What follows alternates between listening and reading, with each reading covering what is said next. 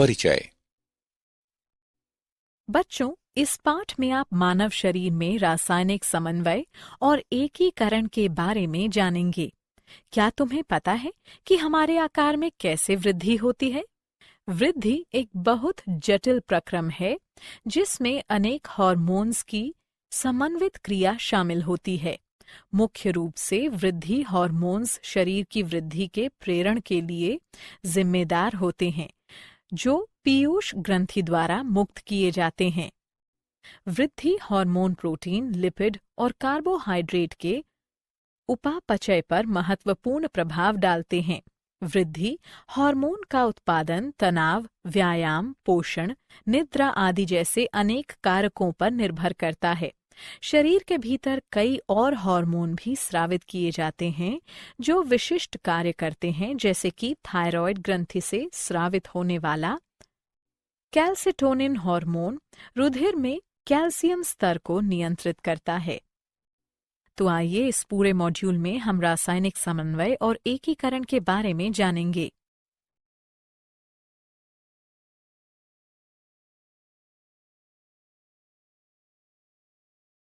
उद्देश्य। इस पाठ के अंत में आप निम्न करने में सक्षम हो जाएंगे: अंतःस्रावी ग्रंथियों तथा हार्मोन्स का वर्णन करना, मानव अंतःस्रावी तंत्र की व्याख्या करना, हृदय, वृक्क और जठर आंत्रिय पथ के हार्मोन की चर्चा करना, हार्मोन क्रिया की क्रियाविधि का वर्णन करना।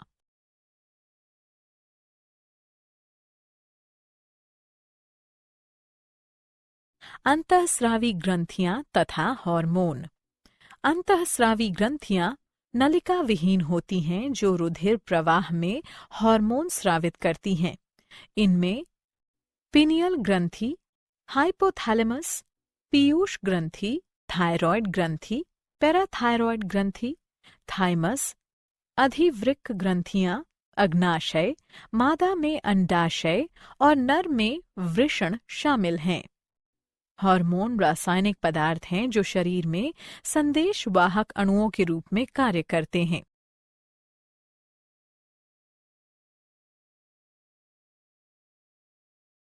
मानव अंतःस्रावी तंत्र। मानव अंतःस्रावी तंत्र हार्मोन के कार्यों द्वारा शरीर की अनेक प्रक्रियाओं को बदल देता है। हाइपोथैलेमस। हाइपोथैलेमस मस्तिष्क के निचले केंद्रीय भाग में स्थित विशिष्ट कोशिकाओं का संग्रह है। हाइपोथैलेमस की तंत्रिका कोशिका पीयूष ग्रंथि से होने वाले हार्मोन के स्रावण को प्रेरित करने या रोकने वाले रसायनों को उत्पन्न करके पीयूष ग्रंथि को नियंत्रित करता है।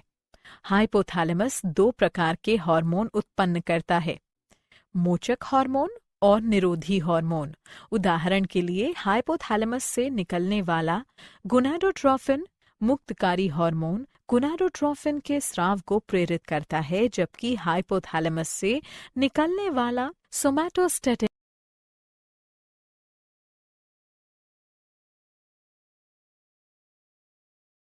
पीयूष ग्रंथि। पीयूष ग्रंथि मस्तिष्क के आधार के मध्य में हाइपोथैलेमस के नीचे स्थित होती है। पीयूष ग्रंथि में दो स्पष्ट भाग होते हैं: पश्च और अग्रपिंड। पश्च पीयूष ग्रंथि तंत्रिका ऊतकों की बनी होती है।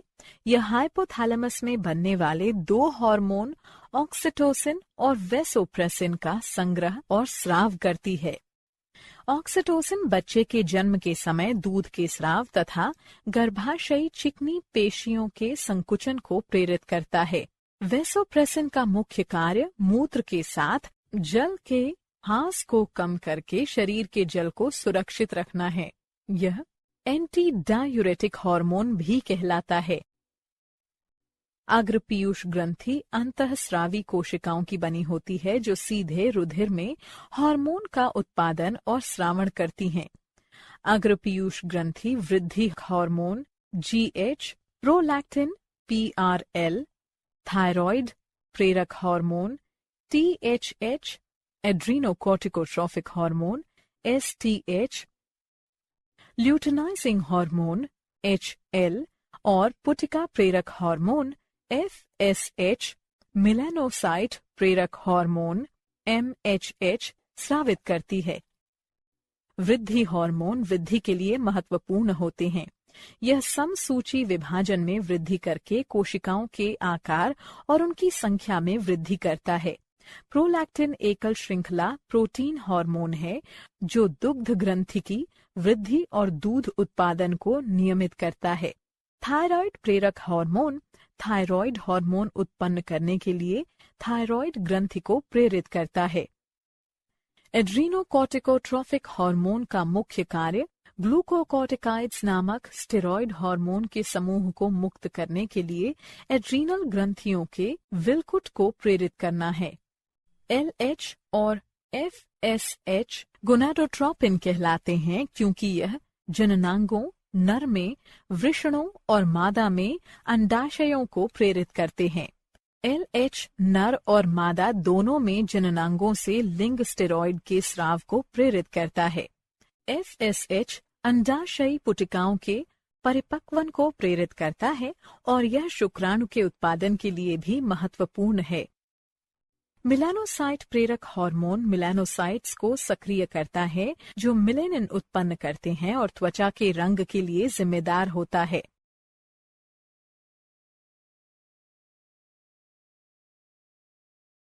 पीनियल ग्रंथि। पीनियल ग्रंथि प्रमस्तिष्क गोलार्ध के बीच स्थित होती है। यह मेलेटोनिन उत्पन्न करती है जो लैंगिक विकास और सोने जागने के चक्र को प्रेरित करता है।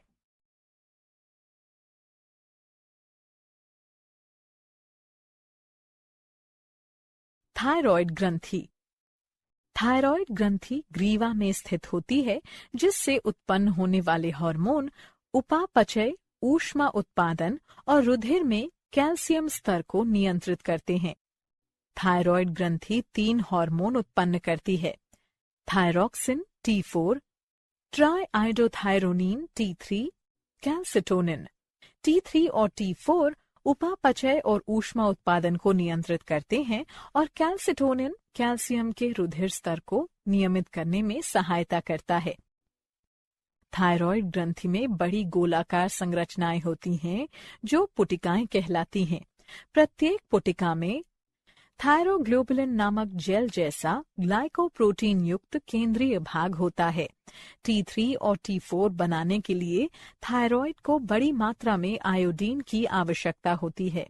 आयोडीन की कमी के कारण थायराइड ग्रंथि की वृद्धि हो जाती है जो अवथायरॉइडता या गलगंड कहलाती है। अतिरिक्त थायराइड क्रिया थायराइड अतिक्रियता के कारण वयस्कों में उपापचय में वृद्धि हो जाती है जिससे अधिक पसीना निकलता है और अधिक भोजन ग्रहण करने के बावजूद वजन घट जाता है। कैल्सिटोनिन रुधिर कैल्शियम स्तर को कम कर देता है जिससे समस्थिति को बनाए रखने में मदद मिलती है।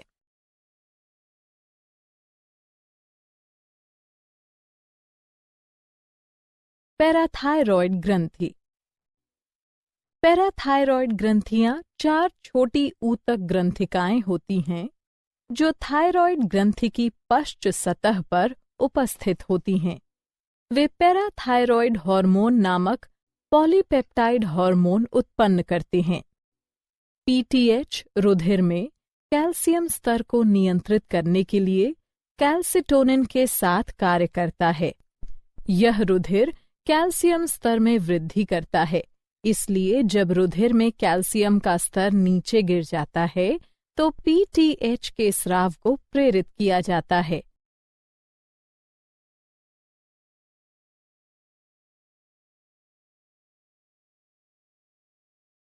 थाइमस।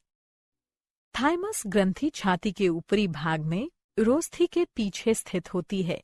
यह पिरामिड के आकार की और 2 पालियों की बनी होती है जो शरीर की मध्य रेखा को अलग करती है। थाइमस ग्रंथि प्रतिरक्षा तंत्र का भाग बनाती है। यह थाइमोसिन हार्मोन स्रावित करती है जो प्रतिरक्षा तंत्र को नियंत्रित करने में महत्वपूर्ण भूमिका निभाता है। यह T लिम्फोसाइट्स की सहायता करता है।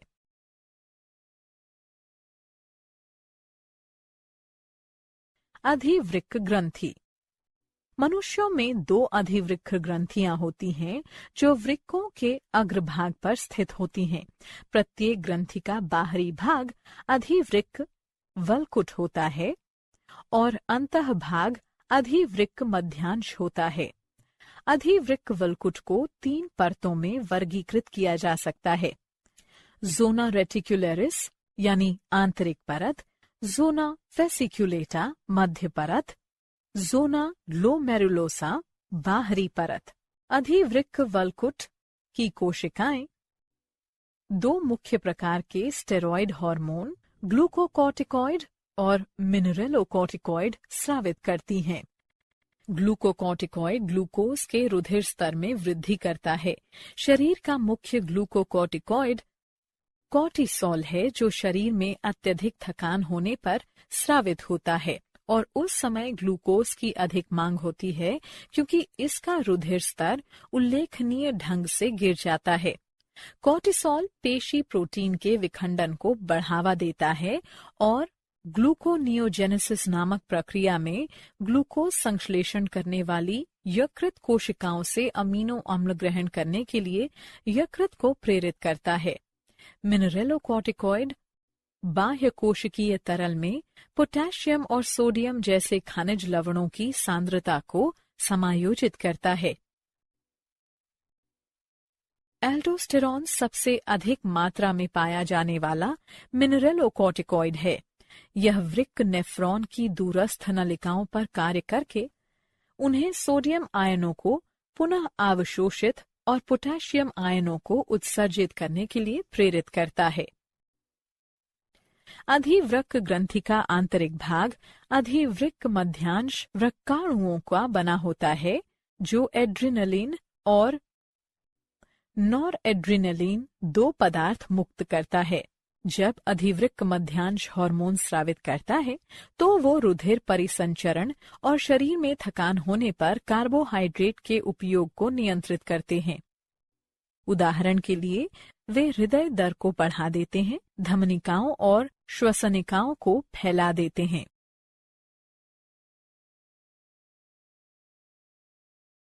अग्नाशय अग्नाशय युक्त ग्रंथि जो अंतःस्रावी तथा बाह्यस्रावी दोनों रूप में कार्य करती है। लैंगरहैंस के द्वीप जो द्वीप भी कहलाते हैं कोशिकाओं का समूह होते हैं जो पूरे अग्नाशय में बिखरी होती हैं। लैंगरहैंस के द्वीप अग्नाशयी रस उत्पन्न करते हैं जिसमें पाचक एंजाइम होते हैं और ये इंसुलिन तथा ग्लूकोगॉन हार्मोन भी उत्पन्न करते हैं जो रुधिर ग्लूकोज स्तर को नियंत्रित करते हैं। इंसुलिन एक प्रोटीन हार्मोन है जो ग्लूकोज का स्तर बढ़ने पर अग्नाशय द्वारा स्रावित होता है और यह रुधिर ग्लूकोज स्तर को कम कर देता है।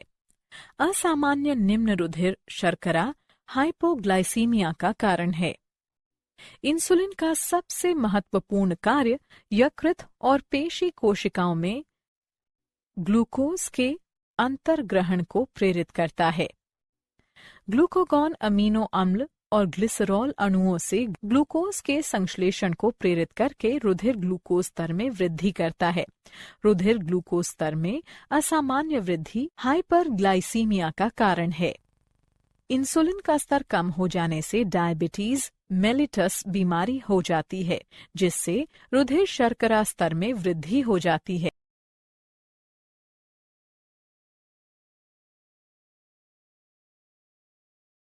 वृषण वृषण कोश में 2 वृषण स्थित होते हैं। वृषण शुक्राणु उत्पन्न करते हैं। लेइडिंग कोशिकाएं टेस्टोस्टेरॉन उत्पन्न करती हैं। टेस्टोस्टेरॉन प्रोस्टेट ग्रंथि, शिश्न, यूरिथ्रा, अंडकोश, शुक्राशय, वृषण रज्जु आदि जैसे नर जनन अंगों के विकास, परिपक्वता और कार्य को नियंत्रित करता है। टेस्टोस्टेरॉन के प्रभावों में भारी आवाज, शरीर पर बालों का बढ़ना, जननांगों की परिपक्वता, यौन रुचि, प्रजनन, स्तंभन कार्य और आत्मविश्वास में वृद्धि आदि शामिल हैं।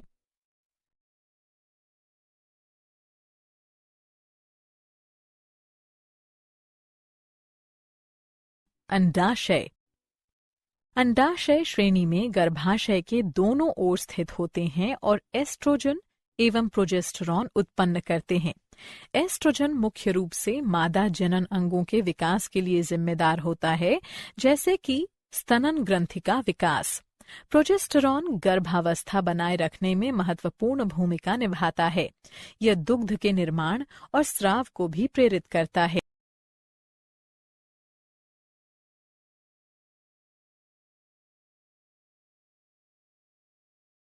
हृदय, वृक्क और जठर आंत्रीय पथ के हार्मोन।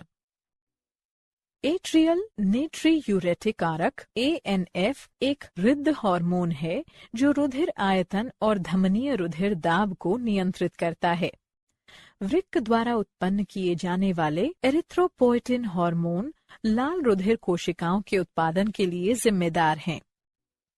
जठर आंत्रीय पथ द्वारा उत्पन्न किए जाने वाले hormone gastrin, secretin, cholecystokinin, CCK और जठर अवरोधी पेप्टाइड GIP हैं।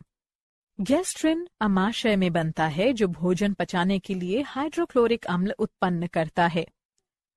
सेक्रेटिन बाइकार्बोनेट की प्रचुर मात्रा वाला पाचक रस मुक्त करने के लिए अग्नाशय को प्रेरित करता है।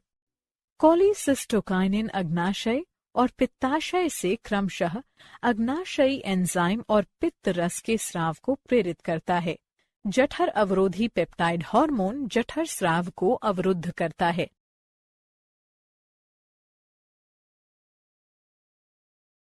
हार्मोन क्रिया की क्रियाविधि। हार्मोन शरीर के सभी अंगों में चक्कर लगाते हैं, लेकिन ये लक्ष्य कोशिका या लक्ष्य अंग कहलाने वाले केवल विशिष्ट ऊतक कोशिकाओं या अंगों को प्रभावित कर सकते हैं। एक हार्मोन से प्रतिक्रिया करने के लिए लक्ष्य कोशिका की जीव द्रव्य झिल्ली पर विशिष्ट प्रोटीन ग्राही उपस्थित होनी चाहिए। प्रोटीन ग्राही से हार्मोन का बंधन हार्मोन ग्राही सम्मिश्र बनाता है। हार्मोन ग्राही सम्मिश्र लक्ष्य अंग में जैव रासायनिक परिवर्तनों को प्रेरित करता है। हार्मोन को उनकी रासायनिक प्रकृति के आधार पर वर्गीकृत किया जा सकता है। पेप्टाइड, पॉलीपेप्टाइड और प्रोटीन हार्मोन में glucagon, oxytocin, anti diuretic hormone इत्यादि शामिल हैं। स्टेरॉयड हार्मोन में ग्लूकोकॉर्टिकॉइड, मिनरेलोकॉर्टिकॉइड, टेस्टोस्टेरॉन, एस्ट्रोजन, प्रोजेस्टेरॉन आदि शामिल हैं। आयोडोथायरोनिन में थायरॉयड हार्मोन शामिल हैं। अमीनो अम्ल के व्युत्पन्न। अमीनो अम्ल के व्युत्पन्नों के उदाहरण एड्रिनलिन, नॉर एड्रिनलिन आदि हैं।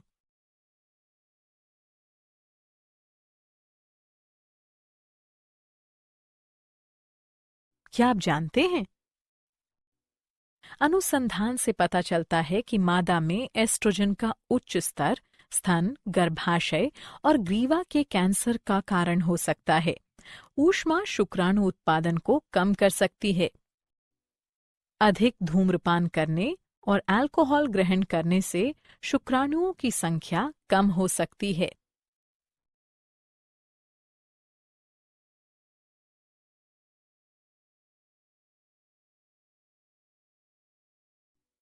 सारांश।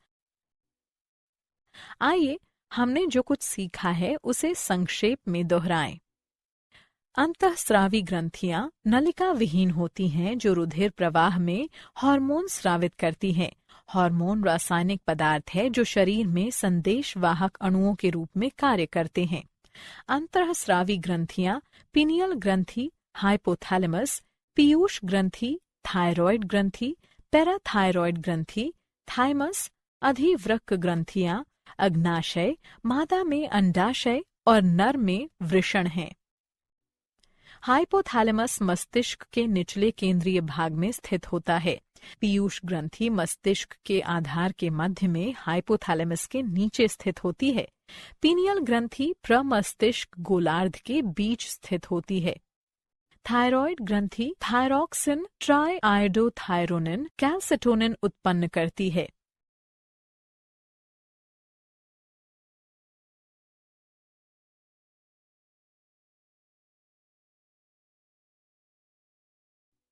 मानव शरीर में 2 अधिवृक्क ग्रंथियां होती हैं जो वृक्क के अग्रभाग पर स्थित होती हैं। अग्नाशय बहिस्रावी और अंतःस्रावी ग्रंथि के रूप में कार्य कर सकता है। टेस्टोस्टेरॉन नर जनन अंगों के विकास, परिपक्वता और कार्य को नियंत्रित करता है। एस्ट्रोजन मुख्य रूप से मादा जनन अंगों के विकास के लिए जिम्मेदार होता है। एट्रियल नेट्रीयूरेटिक कारक एक हृद हार्मोन है। एरिथ्रोपोइटिन हार्मोन लाल रुधिर कोशिकाओं के उत्पादन के लिए जिम्मेदार है। जठर आंत्रीय पथ द्वारा उत्पन्न किए जाने वाले हार्मोन गैस्ट्रिन, सेक्रेटिन, कोलिसिस्टोकाइनिन और जठर अवरोधी पेप्टाइड हैं।